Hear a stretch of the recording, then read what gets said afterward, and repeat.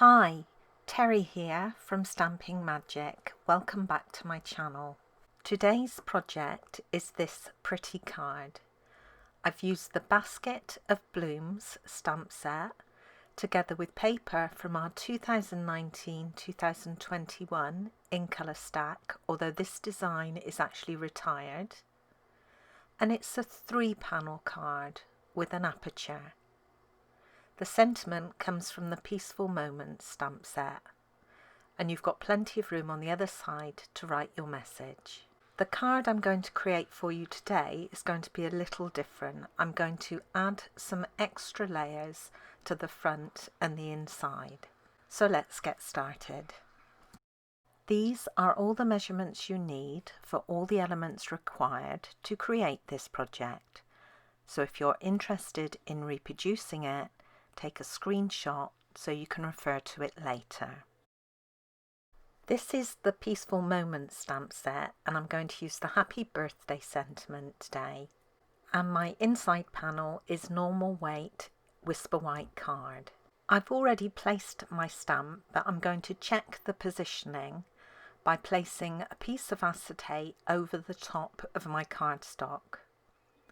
I'm going to use Memento Tuxedo black ink to ink it up and then stamp it onto the acetate, and then I can just check the position. So if it looks straight and central, I'm happy. If it's not, I'd clean it off, move the stamp and go again. I'm happy with the position, so I can clean my stamp, remove the acetate, ink up my stamp again and stamp it onto the cardstock panel. The remaining Whisper White matte needs to be scored at the halfway point. Now for A4 users this is 9.5 centimeters. For 8.5 by 11 inch users this is 3 7/8 of an inch. Once scored, you can fold on that score line and burnish with your bone folder. This panel is going to open on the left hand side, so make sure you've got the opening on the left and the spine on the right. I'm now going to centre this panel on my grid paper, and then I can secure it into position with a couple of pieces of washi tape. I'm using one of my simple masking templates to decorate the background. Now these are very easy to create. If you're interested in seeing how it's done, I'll leave a link at the top right of the screen to a video showing you how. Now for this one I used one of the Celebration Labels dies to create it, and this is the 3rd size, up or down, it's the middle size die. I want to centre the template over the top of the cardstock and the grid paper, and all I need to do this is to line up the lines on the template with the darker lines on the grid paper, and then again I'll secure with washi tape. This time I'm going to use Pool Party ink for my background, and I just want a very light tone. I'll be applying it using my blending brush, and this is a makeup brush that I purchased from Amazon. It's not a specific craft blending brush. So I'm picking up my ink, just taking off the excess on some scrap paper, and then I'm applying very light pressure to transfer the ink to my cardstock, and I want to try and get a very pale but even coat.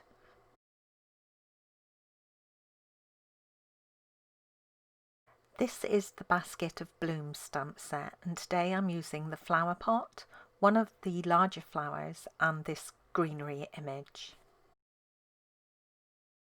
I'm using Memento Tuxedo black ink again for the stamping. Now starting with my flower pot, I want to stamp that towards the bottom of my ink blended panel. Then I'm going to mask off that flower pot just by using a post-it note, and then I want to stamp my greenery 3 times across the top of the flower pot, but at different heights. If you wanted to, you could create masks for these two before you stamp your third, so you haven't got any overlap.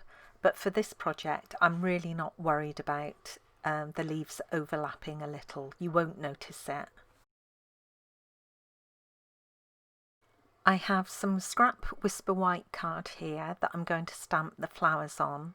Now I need 8 in total, but you'll see me stamp 9 because I stamped one a little too close to the edge.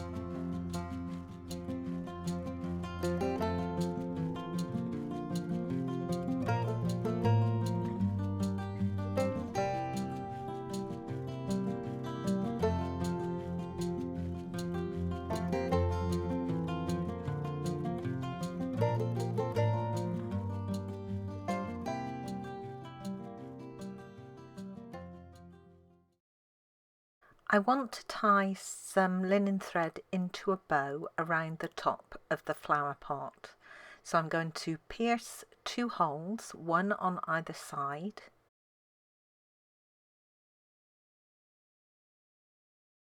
Then to secure my bow, I'm going to add a glue dot, and I'm just rolling this up so it's nice and skinny, and I'm going to place it towards the left hand side. Then I can thread my linen thread through the holes,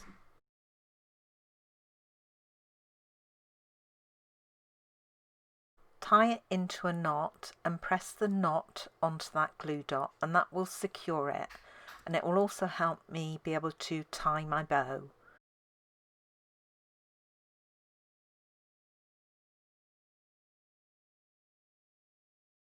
The flowers can be punched out using the small bloom punch.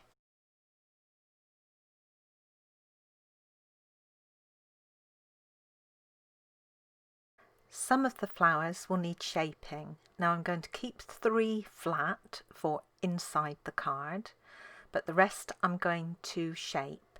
And to do this, I've placed them onto a foam mat. You can use anything with a curved bottom to shape your flowers. I'm using the lid of my pokey tool, and I'm just applying pressure to the center and then going round in circles.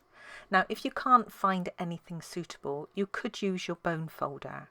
You want to hold the flower upside down and then pull each petal between your bone folder and your thumb of your other hand, and this will curl the petals.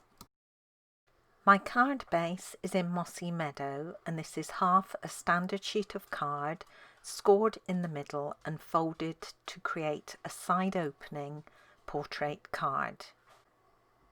Then I have some of our heartwarming hugs designer series paper, and I'm going to layer this onto a mat of real red. And then I have another piece of Mossy Meadow card, and I'm going to use this to create my frame. Now I'm going to die cut my frame using dies from the Celebration Labels set again, and this is the middle size die, and then one size down.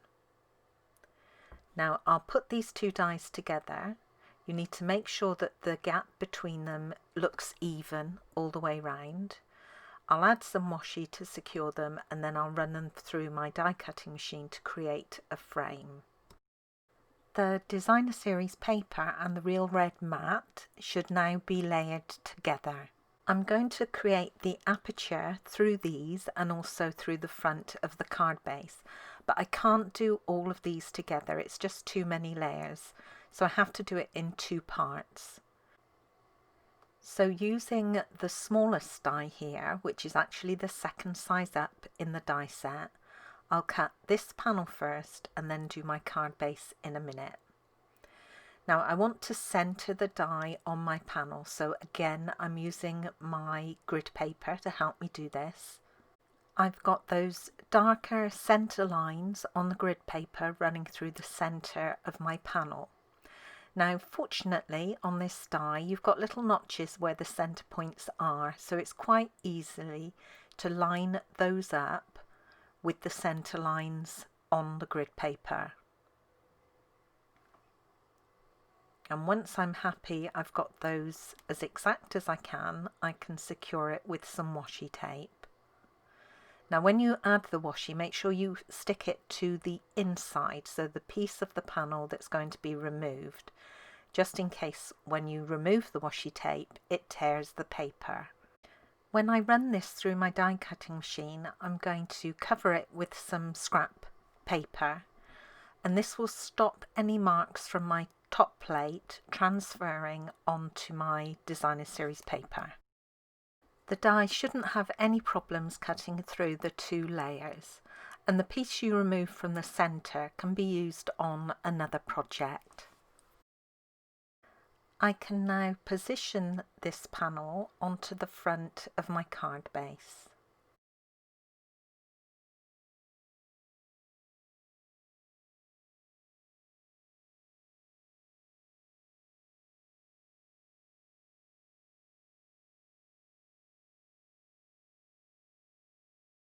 And then I can add the die back into the aperture.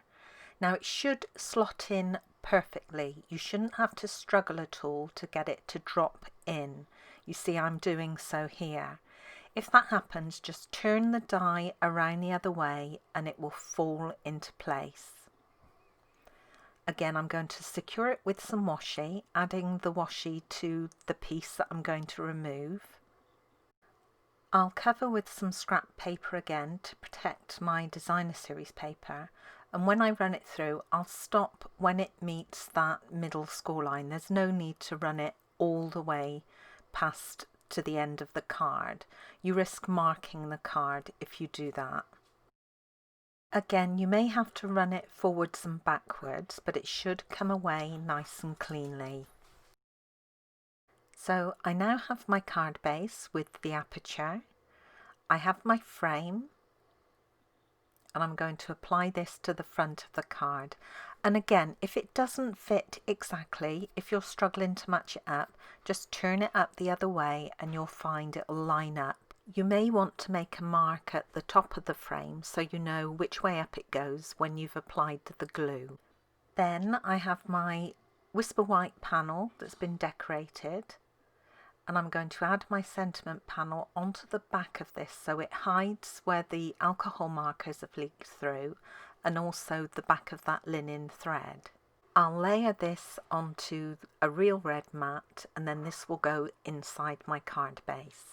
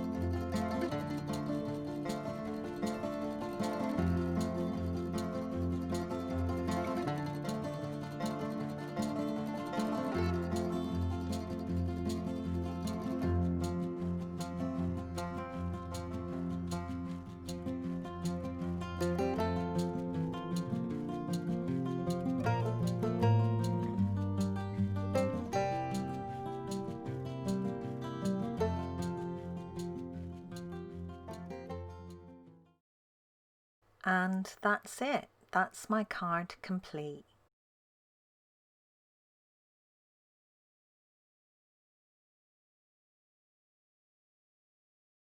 And here's another look at my original one.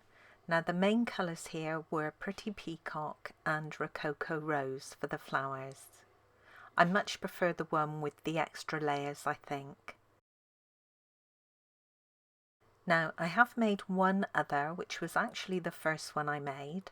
This was in Shaded Spruce and Magenta Madness. This time I embossed the front panel using the hammered metal embossing folder. The inside background panel was ink blended using So Saffron. Now I love the inside of this card, I love the colours, but I'm not keen on the front of the card. I wish I'd added Designer Series paper instead of the embossed panel, but hey ho. Thank you for joining me today. I hope you enjoyed this project. If you did, please give it a thumbs up and don't forget to subscribe and hit that notifications bell so you don't miss out on any future videos. Bye for now.